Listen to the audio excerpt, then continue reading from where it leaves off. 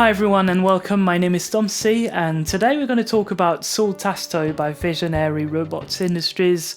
And if you remember, on this channel I actually reviewed their free library called Harmonico that you'll find in the description below.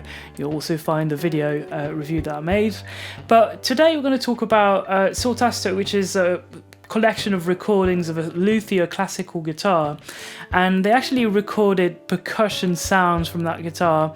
And you'll see that it's a very lightweight library. It's got like 108 samples and it's a bit more than 70 megabytes, but it's quite powerful and we'll actually check it out.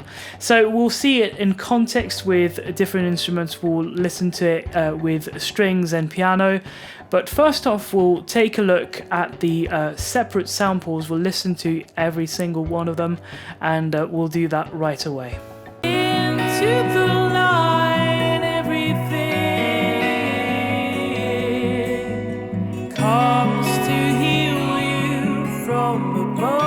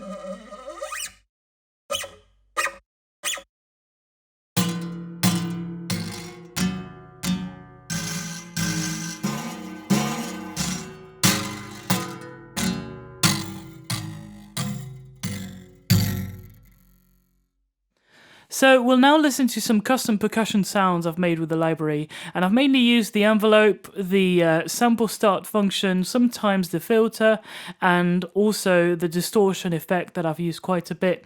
And if you want to activate or deactivate an effect, just click on the title on the name of the effect and you can switch it on and off. Let's listen to it.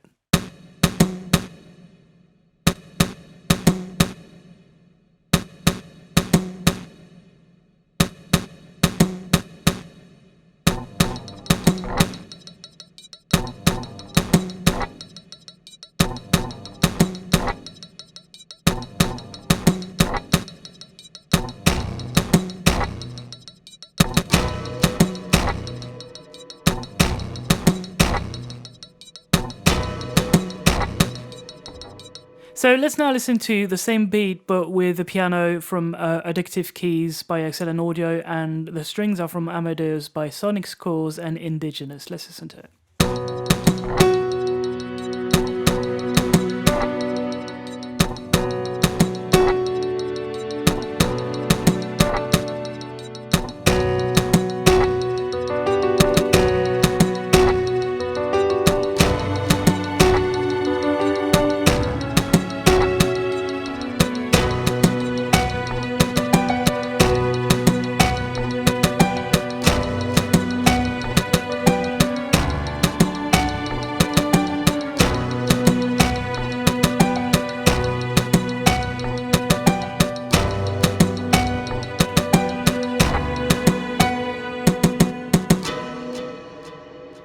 So in the next example, you'll hear that we can do something pretty cool and lo-fi sounding just with one instance of the library and with the onboard effects.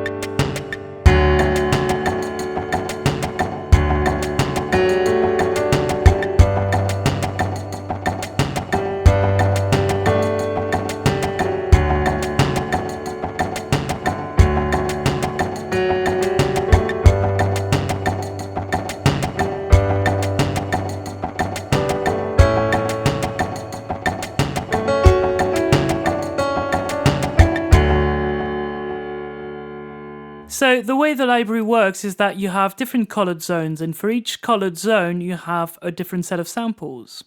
And for each zone you also have a fader, a channel strip, and an edit page with different effects. And in this particular case I've actually used the convolution reverb or the convolution effects in order to make a ghostly effect, and you'll hear that in the following example.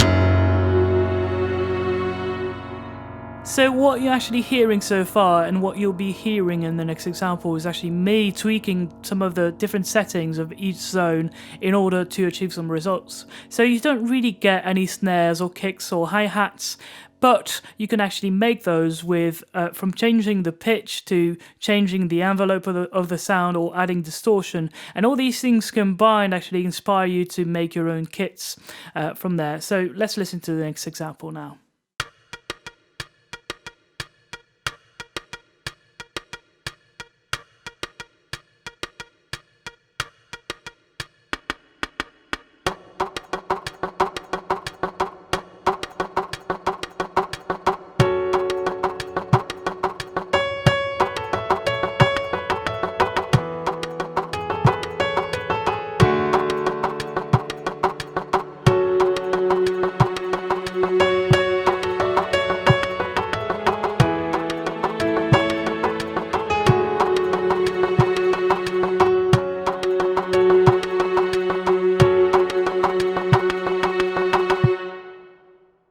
So the idea behind the next example was actually to make an epic kit, and in order to do that, what I did is that I tripled the one in the same groove, the same instance of the library.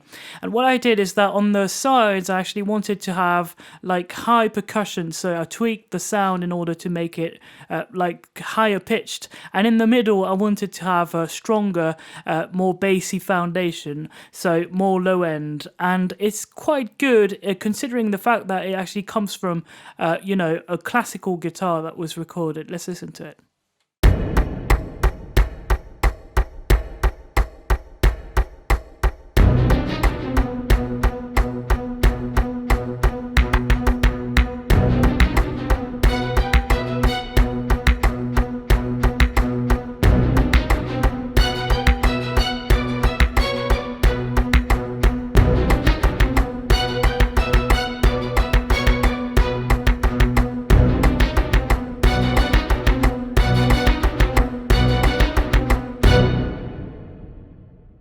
So, well, yeah, of course it doesn't sound anything like your epic percussion or gigantic taikos or I don't know, but that's basically the point, is to come from somewhere and go somewhere else with this library, and I find it particularly creative and inspiring. So let's listen to the next example now.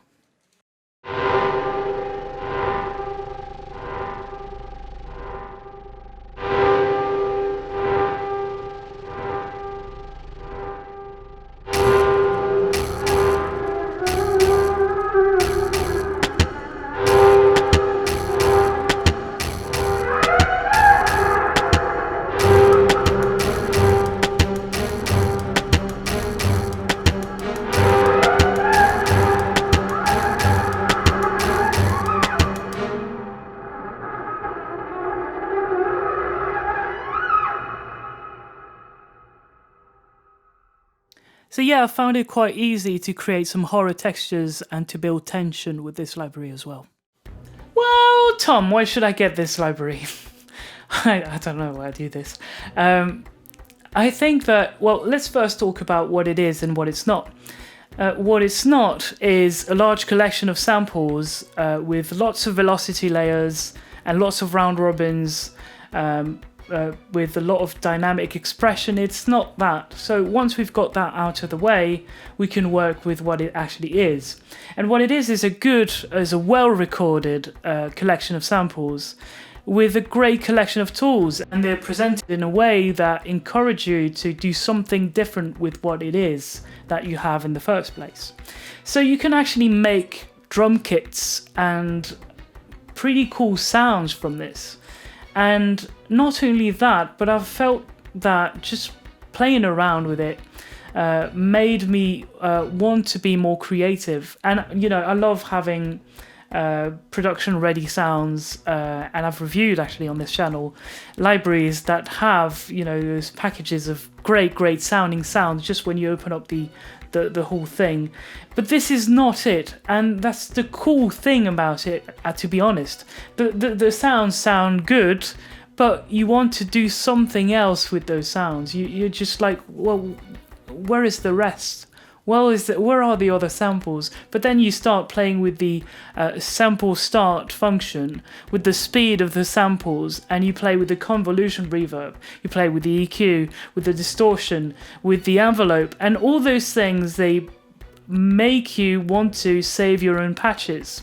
And talking about that, I'm working on creating presets for you guys, because this library, and I think that's one of the big shortcomings of this library, is that it doesn't have any presets. So I'm going to make some of those for you guys, and I don't know if I'll distribute them or sell them or whatever, but I'm going to work at it and we'll see what comes out of it. But I've really enjoyed making sounds with it, and it reminds me a bit of working with hardware synths, where you tweak for hours and you come up with something that's completely different from the waveform that you actually worked with. So that is it.